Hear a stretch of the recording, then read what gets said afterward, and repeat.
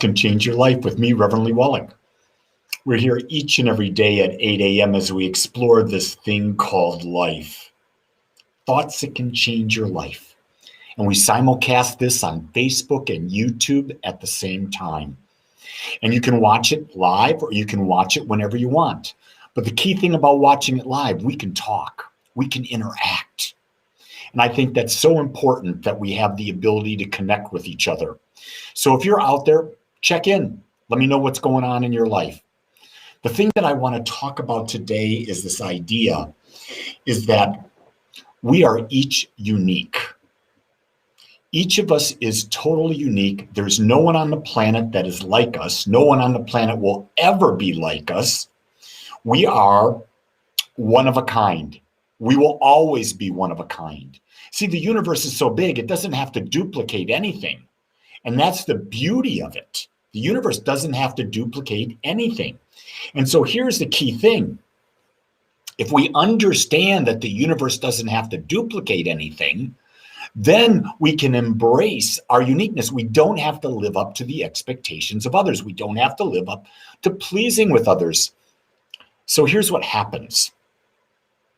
We think that other people can understand what we're doing. We think other people understand our life. We think that other people see life the way we see it. Guess what? We are living an illusion. Do you hear that? No one sees life the way we see it. No one can possibly understand exactly how we see life because everyone is coming from a unique perspective. And yet we hold this grand idea that my partner, my children, my parents, my friends, my minister can see what I'm going through. We may get a little glimpse of it. We may be empathetic enough to have somewhat of an understanding, but we don't have a clue. Here's the key thing. Ask the question, am I aware enough to really know what I'm going through? Am I aware enough, or am I living my life unconsciously? And I really don't know what I'm experiencing. I'm just having the experience. I'm not even realizing that I'm causing it. I'm not realizing that it's my perceptions that are causing this experience. I'm not realizing that I have the power to change the perceptions that cause this experience. It's really fascinating. And we throw up this expectation of people in our lives that they can do the impossible because we don't understand it's impossible. Are you hearing that? Hey, if you've got questions, comments, write them in. We had an incredible discussion yesterday, and you can notice with the new format that you can see all the comments on the side. That makes it easier for us to interact with each other. And that's what I want to do. I'm trying to have a better understanding of what's going on in your mind because I admit, I don't know. I have to take time every day to figure out what's going on in my own mind. And most of it I miss. Because here's what I know is that we go in and out of being aware. We go in and out of being conscious, and that seems to be the pattern. We forget who we are. We remember, we forget. We remember, we forget.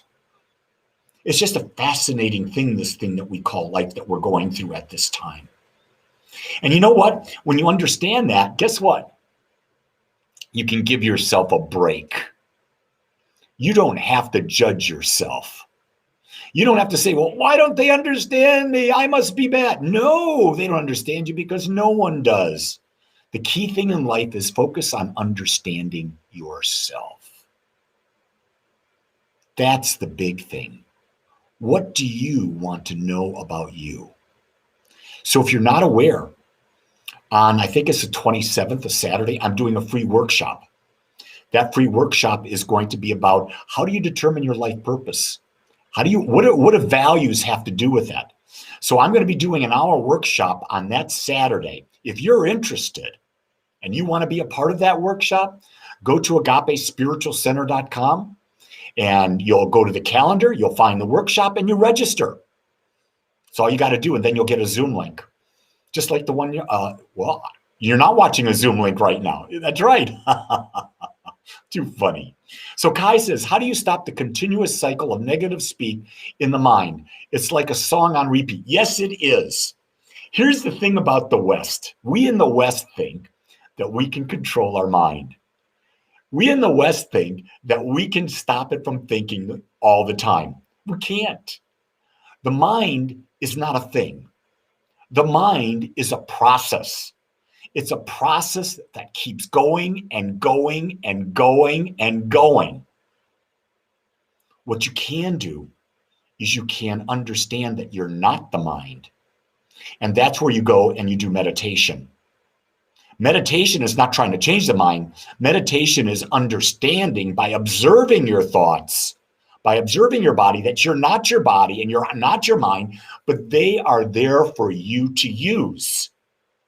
So that's why when I teach practical spiritual tools that help people to personally heal and grow.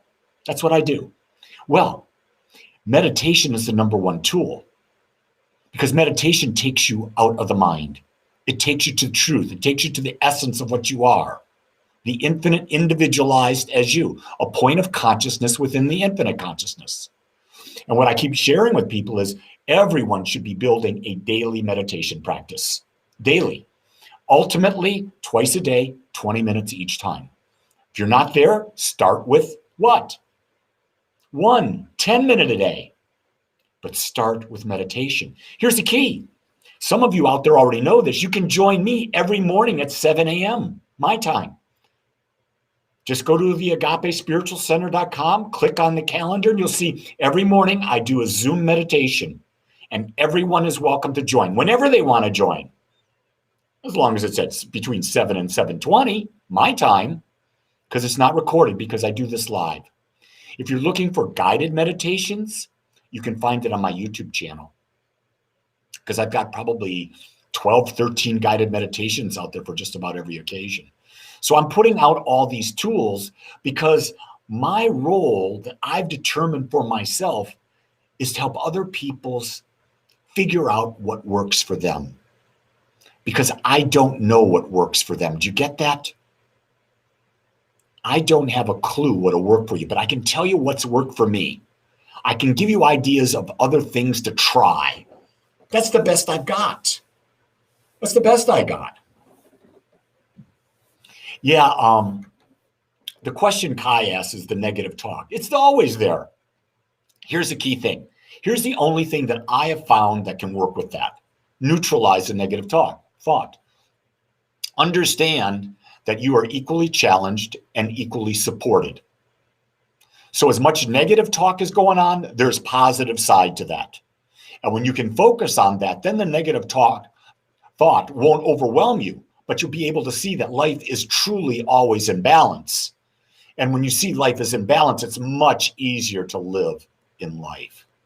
Christina says, as an adult, when you start to become aware that as a child, you were never taught how to set healthy boundaries in all of your relationships with people. How do you start to set them? Is it like setting your values? Yeah.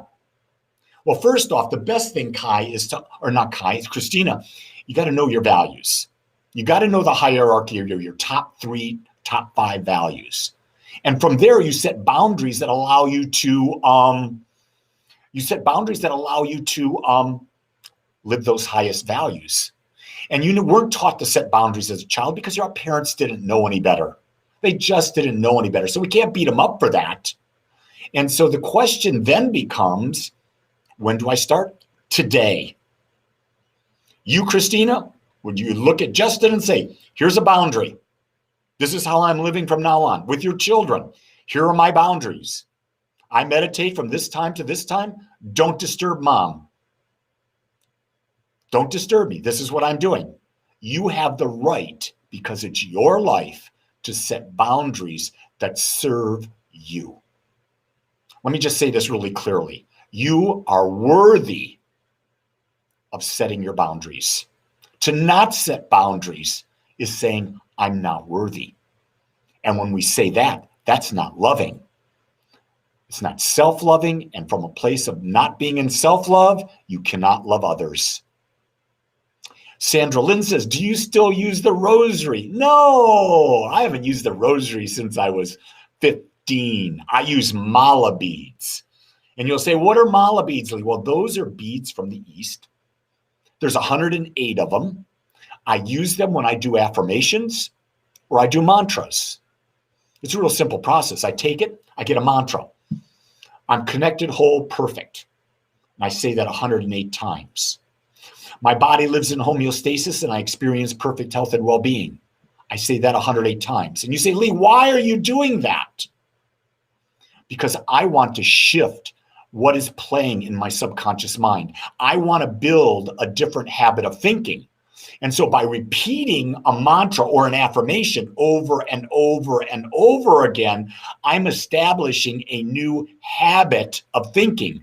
And realize this, habits control our life. Completely control our life.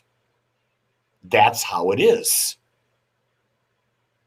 So, if you didn't hear me earlier, on the 27th of this month, on Saturday morning, I'll be doing a free workshop on how to find your life purpose, understanding values and its relationship to your life purpose.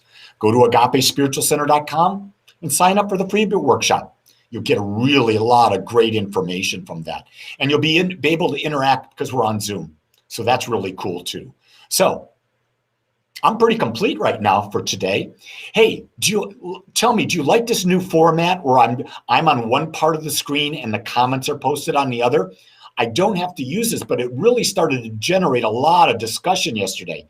So tell me a yes or a no on the side right now while I'm still on with you. And even when I'm off, type a yes or a no there. Do you like this format or would you prefer I go back to where you don't see the comments on the side? Everybody, I want you to know right now, I love you, which means I accept you just like you are. You know why? Because you're the only you there is. And when you show me you, I say, oh, you're perfect. Hey, gang, until next time, have a great day. Aloha.